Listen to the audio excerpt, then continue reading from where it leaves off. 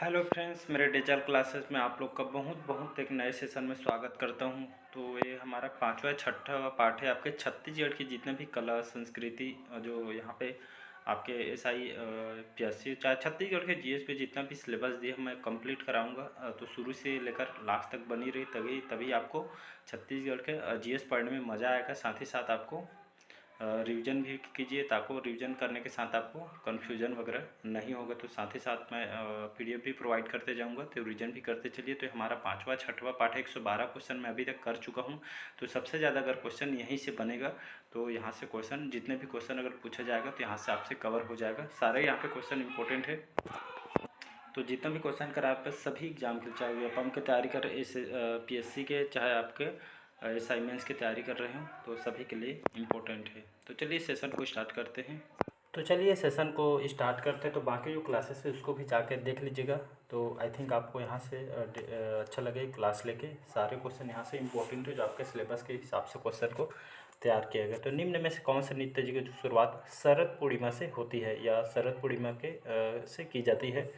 तो दोरला नृत्य, सैला नृत्य और आपका फाग नृत्य और आपका दोरला नृत्य। इसका सही ऑप्शन हो जाएगा सैला नृत्य, इसको याद रखिएगा। तो सैला जो नृत्य है आपकी, इसकी जो शुरुआत है आपके शरद पूर्णिमा, याद रखिएगा शरद पूर्णिमा में इसकी शुरुआत की जाती है। सैला नृत्य के बारे में यहाँ पे मैं बात करूँ, कौन सी जनजाति द्वारा सैला नृत्य किया जाता है? तो आपके गोंड, बैगा, ये आपके खास करके सैला नृत्य। इसको डंडा नृत्य भी इसको कहा जाता है, डंडा नृत्य और आपके सैला नृत्य और डंडा नृत्य। इसके जो ये आपके गोंड और आपके बैगा जनजाति द्वारा इसको किया जाता है। तो इसको याद रखिएगा। ये आपके धान कटाई के पश्चात दीपावली के समय इसको किया जाता है। इस नृत्य में आपके जो पुरुष इसमें नर्तक भाग लेते हैं। इसमें डांडिया के एक रूप इसको समझ सकते हैं। और आपके जो सरगुजा क्षेत्र में इसको ज़्यादा प्रचलित है, इसको याद रखिएगा। अगला क्वेश्चन देखते हैं। छत्तीसगढ़ की कौन सी जनजाति सिरों पर भैंसों के सींग बांधकर गौर नृत्य इन लोग करते हैं? तो आपके गौड़ जनजाति, कोल जनजाति, माड़िया जनजाति या आपके कंवर जनजाति।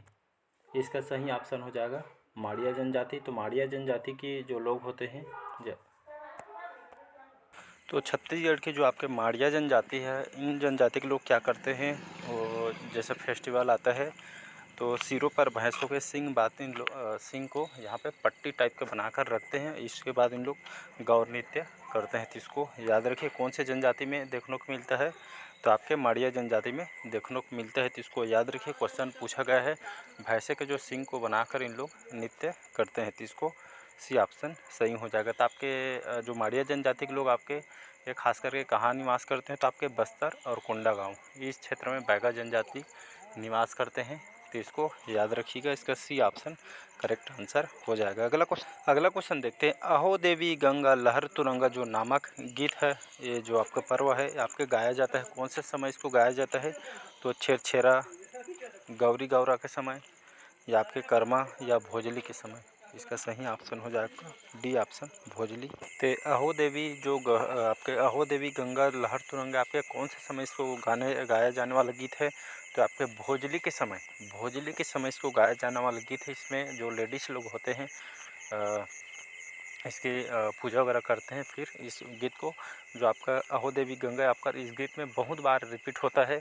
तो आपके जो है भोजली आपके गणेश चतुर्थी समय इसको ठंडा किया जाता है तालाब वगैरह में, और ये आपका लेडीज़ के द्वारा इसको गाया जाता है। तो इसको याद रखिएगा कौन से पर्व में? तो भोजली पर्व में इसको अहो देवी गंगा लहर तुरंगा इस गीत को गाया जाता है। अगला क्वेश्चन देखते हैं। बस्तर की घड़वा कला किससे संबंधित है? तो काष्ठ मूर्ति कला के लिए, धातु मूर्ति कला के लिए, मिट्टी कला के लिए या आपके इनमें से कोई नहीं? तो इसका जो सही ऑप्शन हो जाएगा आपका धातु मूर्ति कला। तो बस्तर के जो घड़वा कला है आपके धातु मूर्ति कला के लिए प्रसिद्ध है। यहाँ के जो अगर जब भी आप बस्तर जाएंगे वहाँ पे देखेंगे वहाँ के दो धातु मूर्ति जो धातु से बनाए हुए जो मूर्ति वगैरह हैं बहुत बेहतरीन बनाया जाता है। मैं देख चुका हूँ, तो बहुत बेहतरीन ढंग से बनाया जाता है और वो आपके हाथों से बनाए रहते हैं उन लोग। तो कभी भी आप बस्तर जाएंगे तो देखिएगा बहुत बेहतरीन तरीके से बनाया गया है। तो आपके बस्तर में देखने को मिलेगा जो जनजाति लोग होते हैं इन लोग बनाते हैं।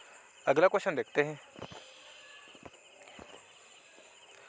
टिकावन नामक गीत ये आपका गाया जाता है। तो विवाह संपन्न होने के समय, विवाह आरंभ के समय या आपके अन्नप्राशन नामक संस्कार के समय या उपरोक्त में से कोई नहीं। तो इसका सही ऑप्शन हो जाएगा विवाह संपन्न को होने समय। जो विवाह होता है लड़का लड़की के सभी घर में होता है, तो विवाह के समय संपन्न होने के समय इस टिकावन नामक गीत इसको गाया जाता है। इसमें उपहार वगैरह जो मेहमान आए रहते हैं लोग इस उपहार के रूप में इसको टिकावन में देते हैं। तो इसको याद रखिएगा, जिसका ए ऑप्शन करेक्ट आंसर हो जाए।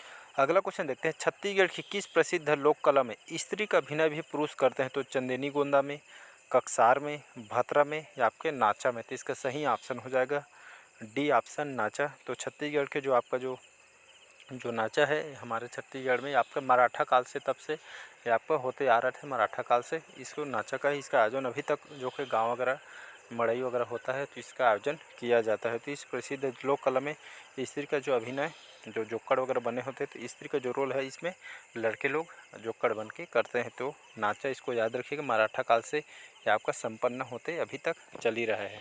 अगला क्वेश्चन देखते हैं, मुड़िया जनजाति के वैवाहिक गीत कहलाता है? प्रतिद्वंदिता गीत, छेरछेरा गीत, जोलांग साई गीत या आपके आपके रीलो गीत। ये आपका रीतो गीत लिखा है, टाइपिंग मिस्टेक है, तो आपका रीलो गीत है। तो इसको याद रखिएगा। तो ये आपके मुड़िया जनजाति के वैवाहिक मतलब विवाह के समय इसको गाने वाला गीत है। आपके खास करके बस्तर, कोंडागांव इस संभाग में देखने को मिलता है रीलो गीत जो विवाह होते हैं जनजाति में। तो इस समय इस रीलो गीत को मुड़िया जनजाति द्वारा इसको गाया जाता है। तो इसको याद रखिएगा, इसका डी ऑप्शन सही आंसर हो जाएगा रीलो गीत। अगला क्वेश्चन देखते हैं, ददरिया का अर्थ होता है खुशी का एक गीत है, दर्द का गीत है, कर्म का गीत है या ज्ञान का गीत है? इसका सही ऑप्शन हो जाएगा बी ऑप्शन दर्द का गीत है ददरिया। तो इसको क्वेश्चन पूछा भी गया है। ददरिया का जो अर्थ होता है आपके दुख भरी गीत है, इसको समझ सकते हैं। तो दर्द का या आपका ददरिया गीत है, तो इसको याद रखिएगा। अगला क्वेश्चन देखते हैं, घोटुल पाटा ये गीत आपके कौन से भाषा में इसको गाया जाता है? तो आपके हल्बी भाषा में, गोंडी भाषा में, छत्तीसगढ़ी भाषा में या डी है इनमें से कोई नहीं। तो इसका सही ऑप्शन हो जाएगा गोंडी भाषा में। जो घोटुल पाटा है आपके आदिवासी में देखने को मिलती है, आदिवासी जो अंचल में बस्तर संभाग और आपके सरगुजा संभाग। तो आपके घोटुल पाटा जो गीत है आपके कौन सी भाषा में इसको गाया जाता है? तो आपके गोंडी भाषा में इसको गाया जाता है। गोंडी जो भाषा है छत्तीसगढ़ सरकार भी गोंडी भाषा में जो यहाँ पे बुक वगैरह लॉन्च करने के लिए भी बोल दिए गए। करंट अफेयर्स भी नहीं पढ़ते तो करंट अफेयर्स भी पढ़िए।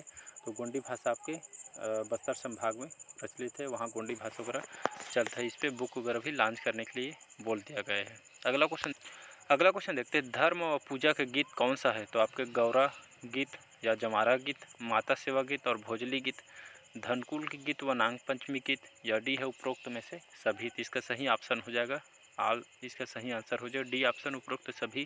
तो धर्म और पूजा के गीत कौन कौन से हैं? तो गौरी गीत, जमारा गीत। तो गौरा गीत में आप भगवान भोलेनाथ जी और माता पार्वती के ऊपर ये आपका होता है। जमारा गीत इसको जानते हैं नवरात्रि के समय इसको किया जाता है।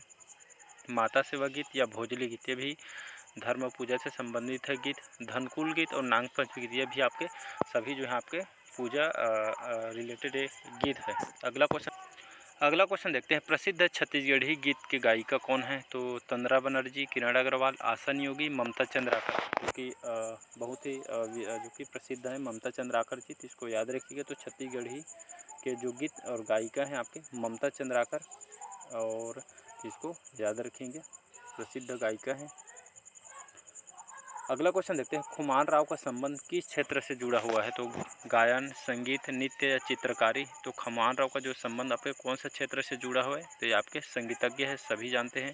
तो खुमान राव का जो संबंध आपके कौन से क्षेत्र से जुड़ा हुआ है? तो संगीत के क्षेत्र से जुड़ा हुआ है। तो इसको याद रखिएगा। अगला क्वेश्चन देखते हैं, छत्तीसगढ़ की प्रसिद्ध मनमोहिनी सांस्कृतिक कार्यक्रम जो मंडली है इसकी ये आपके किसके द्वारा इसकी स्थापना किया है या किसकी है? तो आपके तीजन बाई, शांति बाई, रितु वर्मा, झाड़ू राम देवांगन। तो इसका सही ऑप्शन हो जाएगा तीजन बाई। ये ऑप्शन करेक्ट आंसर हो जाएगा। तो तीजन बाई को सभी जानते हैं, पंडवानी गायिका हैं। तो इनकी जो प्रसिद्ध मनमोही जो सांस्कृतिक कार्यक्रम जो मंडली है ये आपके तीजन बाई जी की है, इसको याद रखिएगा। इसका ए ऑप्शन करेक्ट आंसर हो जाएगा। तो इनको पद्म विभूषण से भी इनको सम्मानित कर चुके हैं, तो इसको भी याद रखिएगा। अगला क्वेश्चन देखते हैं, पौष की रात्रि में गाया जाने वाला गीत कौन सा है? तो छेरता गीत, लिंगोपेन गीत, कोटनी गीत, तारा गीत, इसका सही ऑप्शन हो जाएगा तारा गीत। तो ये आपके पौष की रात्रि में गाया जाने वाला गीत है, तो इसको याद रखिएगा, तारा गीत। अगला क्वेश्चन देखते हैं, छत्तीसगढ़ में बसंत ऋतु में गाए जाने वाला जो प्रमुख लोकगीत कौन सी है? तो बारामासी, सवनाही, फाग या डी है इनमें से कोई नहीं। तो इसका सही ऑप्शन हो जाएगा फाग, बी ऑप्शन करेक्ट आंसर हो जाएगा। तो बसंत ऋतु में जो आपका जस्ट मतलब ज़्यादा ठंडी रहता है ना गर्मी, तो उसी समय बसंत ऋतु में जो गाए जाने वाला प्रमुख जो गीत है आपका फाग गीत इसको कहते हैं। तो इसका बी ऑप्शन करेक्ट आंसर हो। अगला क्वेश्चन देखते हैं, छत्तीसगढ़ के आदिवासी समाज में गुरु माए कहा जाता है? तो पंडवानी गायक गायिकाएँ को, बांस गीत के जो श्रेष्ठ गायक हैं उनको, बिरहा गायक गायिका होते हैं उनको, या आपके जगार गायिका हैं? तो इसका सही ऑप्शन हो जाएगा जगार गायिका, डी ऑप्शन। तो छत्तीसगढ़ के जो आदिवासी समाज में गुरु माँ जो आपके, इसको आपका जगार गाई के नाम से इसको जाना जाता है। तो छत्तीसगढ़ के जितने भी आदिवासी समाज में इसको देखने को मिलती है, तो जगार जो गायिका हैं गुरु माँ इसको कहा जाता है। अगला क्वेश्चन है, सुआ गीत प्रमुखतः किनमें प्रचलित है? तो आपके सतनामी नारियों में, ब्राह्मण नारियों में, गोंड नारियों में, या इनमें से कोई नहीं। तो इसका सही ऑप्शन हो जाएगा गोंड नारियों में।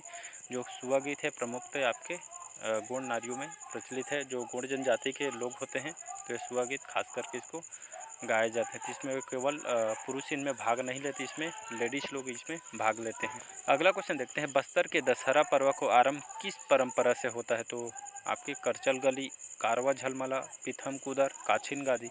तो बस्तर दशहरा से एक न एक क्वेश्चन पूछा जाता है। तो बस्तर के जितने भी दशहरा जो पर्व होता है, दशहरा पर्व, तो लगभग 12 या 13 पर्व होते हैं। तो सभी स्टेप बाय स्टेप यहाँ पे एक एक करके होता है। लगभग 12 से 13 पर्व इसमें होता है।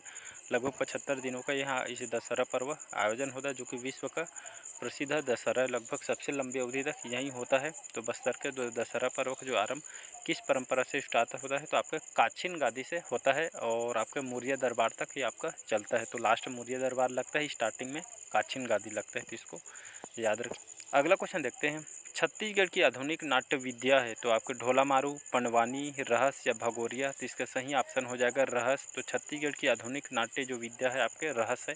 कहाँ से आपका विख्यात है, प्रचलित हुआ है? तो आपके उत्तर प्रदेश की जो रासलीला से यहाँ से प्रसिद्ध हुआ है आपका रहस। तो हमारे छत्तीसगढ़ में कहाँ पे ये प्रसिद्ध है? तो आपके बिलासपुर संभाग में जो रहस है आपका बहुत ही प्रसिद्ध है। तो इसको याद रखिए। तो आज जो सेशन है यहीं तक रखते हैं, बाकी जो क्वेश्चन हम नेक्स्ट पार्ट में कवर करेंगे। तो चलिए, अच्छा लगे चैनल को लाइक सब्सक्राइब कमेंट कीजिएगा, और पहली बार आए हैं तो चैनल को सब्सक्राइब करके रख लीजिएगा ताकि नोटिफिकेशन आप तक पहुंच पाए। मैं डेली बेस पे करंट अफेयर्स पढ़ाता हूँ, लूसेंट भी कवर करा रहा हूँ, तो उससे जुड़िएगा। लूसेंट कवर हो जाएगा तो आपको कहीं से जीके से क्वेश्चन आपको पूछे तो आपसे कम्प्लीटली बन जाएगा, बाकी कहीं से आपको जीके पढ़ने की आवश्यकता नहीं है। तो चलिए, थैंक यू।